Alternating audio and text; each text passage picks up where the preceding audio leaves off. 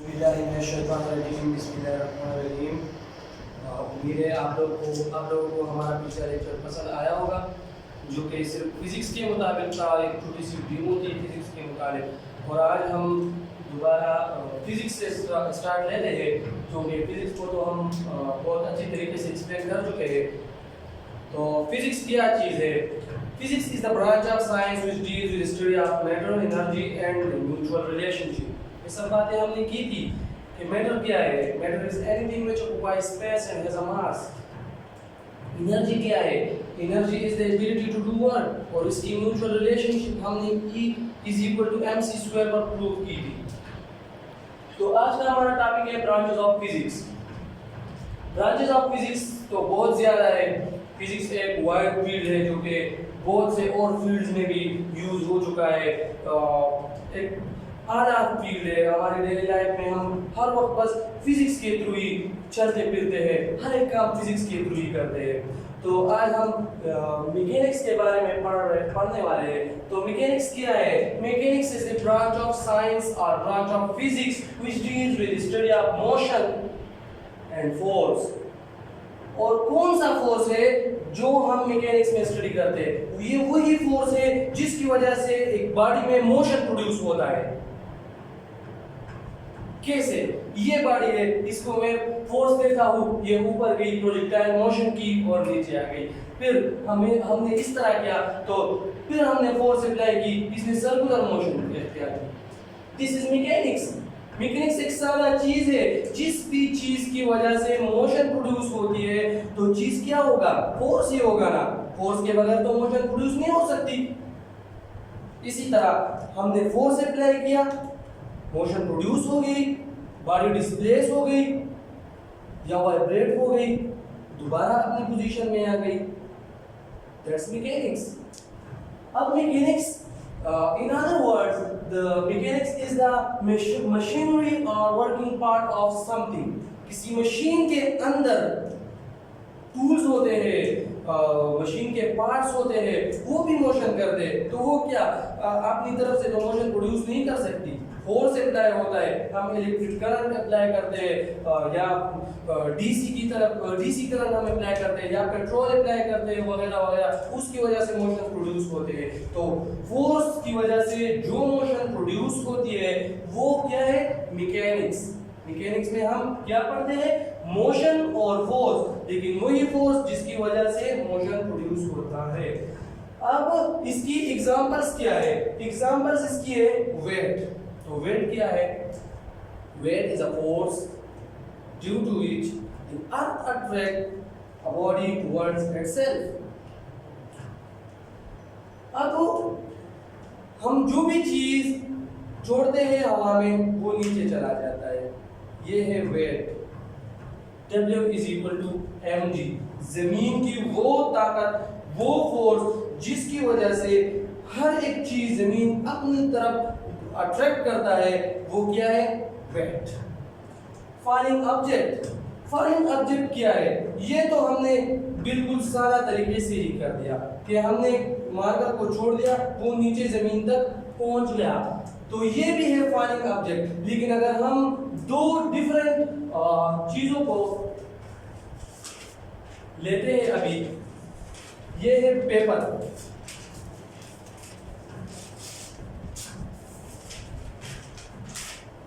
ये है पेपर, ये है मार्कर।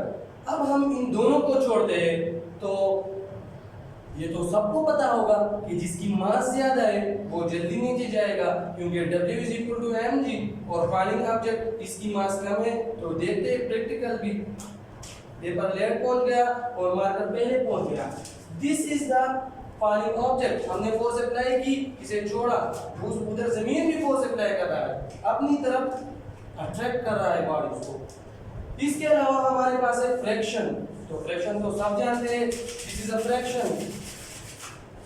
अगर हम कम को फ्रैक्शन करते हैं, किसी चीज के साथ रब करते हैं, तो उसमें फ्रैक्शन प्रोड्यूस होती है। और उस फ्रैक्शन की वजह से फिर हम जब किसी हल्के लाइट ऑब्जेक्ट को उसके करीब पहुंचाते हैं, तो वो चार्ज होता है और वो उसे अट्रैक्ट करता है। This is fraction. इसके बाद स्पिनिंग ऑब्जेक्ट्स है हमारे पास, तो स्पिनिंग ऑब्जेक्ट्स क्या है, टॉप लट्टू। तो वो किस तरह घूमता है, सर्कुलर मोशन करता है, हम फोर्स अप्लाई करते हैं, वो उसमें सर्कुलर मोशन प्रोड्यूस होती है, दैट्स स्पिनिंग ऑब्जेक्ट्स। इलेक्ट्रॉन्स है जो न्यूक्लियस के घूमते फिरते हैं, एक सर्कुलर मोशन करते हैं। इस तरह मैकेनिक्स के तीन टाइप्स है। एक है स्टैटिक। तो स्टैटिक क्या है, स्टैटिक जब भी कोई चीज रेस्ट पोजीशन में होती है इट्स स्टैटिक, या कोई बॉडी है वो मोशन में जा रही है, सडनली स्टॉप हो जाती है, तो मोशन के बाद वो स्टैटिक पोजीशन में आती है। काइनेमेटिक क्या है, काइनेमेटिक ये है कि पॉसिबल मोशन ऑफ बॉडी और सिस्टम ऑफ बॉडीज। अब काइनेमेटिक क्या है, काइनेमेटिक वो चीज है फोर्सेस की वजह से जो मोशन प्रोड्यूस होती है, लेकिन हम फोर्सेस की जो काजेस है वो हम फिर इसमें स्टडी नहीं करते, वो फिर हम डायनामिक्स में स्टडी करते हैं, डायनामेटिक या डायनामिक्स में हम स्टडी करते हैं। इस तरह काइनेमेटिक जो है हमारे पास उसमें हम सिर्फ फोर्स की वजह से जो मोशन प्रोड्यूस होता है सिर्फ वही हम स्टडी करते हैं। और काइनेटिक्स क्या है, काइनेटिक्स तो हम प्रिडिक्टिव मोशन है कि आया ये मोशन प्रोड्यूस होगा, हम इस तरह कहते हैं काइनेटिक्स में कि यहाँ पर ये मोशन प्रोड्यूस होगा। सपोज एक मशीन है और वो हमें अलर्ट दे रहा है कि वो खराब है, उसको मेंटेनेंस की जरूरत है, उसके जो पार्ट्स है वो गलत मोशन कर रहे हैं, फोर्स उस पे ज्यादा गया है या बिजली उसकी तरफ बढ़ गई है, वोल्टेज ज्यादा पहुंच गया है मशीन को, तो मशीन इंडिकेट अलर्ट कर रहा है हमें कि भाई साहब आ जाओ मैं खराब होने वाला हूँ, उसके पार्ट्स उलट पुलट के मोशन शुरू करने वाले हैं या शुरू कर देते हैं। तो काइनेटिक्स हम वहां पर यूज करते हैं कि इस मशीन के जो पार्ट्स है ये तो उलट पुलट के मोशन कर रहा है या ये उलट पुलट के मोशन पैदा करेगा अगर हम इसकी मेंटेनेंस नहीं करेंगे। It is kinetics. इसके बाद हमारा जो टॉपिक है वो है हीट एंड थर्मोडायनामिक्स। अब हीट एंड थर्मोडायनामिक्स क्या है, इसमें हम ये फिजिक्स की वो ब्रांच है जिसमें हम हीट और टेम्परेचर की स्टडी करते हैं, which deals with the study of heat and temperature।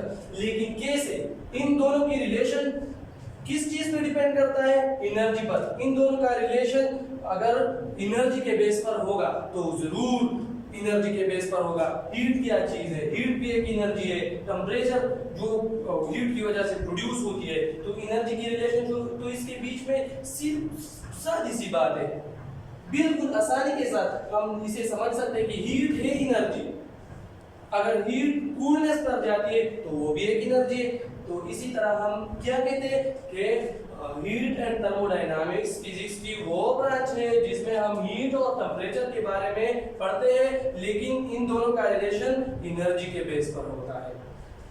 अब इसकी एग्जांपल्स क्या है, एग्जांपल्स मेल्टिंग पॉइंट है। मेल्टिंग पॉइंट क्या है कि अगर हम बर्फ को हीट देते हैं और वो पानी तक लिक्विड फॉर्म तक जब पहुंच जाता है तो वो उस आइस की मेल्टिंग पॉइंट है।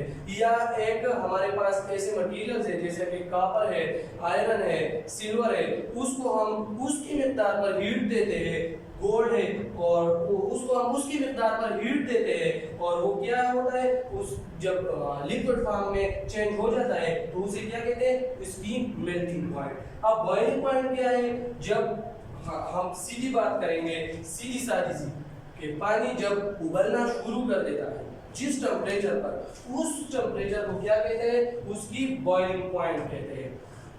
फ्रीजिंग पॉइंट क्या है, हमने तो सिर्फ हीट देना ही कहा है ना, अब हम एक और चीज की तरफ आते हैं। कूलनेस जो होती है वो भी एक हीट होती है, लेकिन उसकी प्रॉपर्टी क्या है, ये गर्म होता है और वो जो है वो सर्द होता है, उसकी टेम्परेचर कम होती है, इसकी टेम्परेचर ज्यादा होती है। अब अगर हम पानी को इतना टेम्परेचर प्रोवाइड करें 0 से कम, यानी कि आई थिंक -4 डिग्री सेंटीग्रेड की टेम्परेचर हम पानी को दे दें तो वो फ्रीज हो जाती है, बर्फ बनती है उससे। तो वो उसकी क्या होता है, जिस टेम्परेचर पर वो बर्फ बनती है वो है उसकी फ्रीजिंग पॉइंट। इसके बाद रेफ्रिजरेटर है हमारे पास। रेफ्रिजरेटर क्या है? रेफ्रिजरेटर का एक छोटा सा साइकिल है हमारे पास। अगर हम इस साइकिल को समझ गए तो रेफ्रिजरेटर की जो भी मैकेनिज्म है वो बहुत आसानी के साथ हम समझ सकते हैं। तो देखते हैं कि रेफ्रिजरेटर साइकिल है क्या चीज। रेफ्रिजरेटर साइकिल इंतहाई सिंपल चीज है, इंतहाई सिंपल है ये। अब हम देखते हैं ये कंप्रेसर से स्टार्ट होती है। कंप्रेसर क्या चीज है? कंप्रेसर में गैस होता है, वही गैस एक हाई प्रेशर पर उसको यहां से हाई प्रेशर मिलता है और कंडेंसर की तरफ गैस की शक्ल में पहुंच जाता है। कंडेंसर उसे हाई प्रेशर दोबारा देता है और वही लिक्विड में चेंज हो जाता है।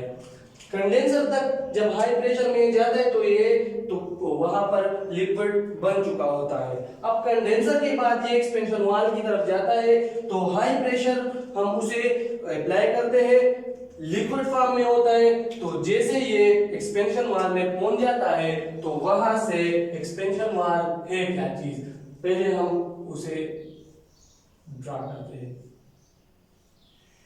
एक्सपेंशन वाल्व की कुछ इस तरह की शेप होती है।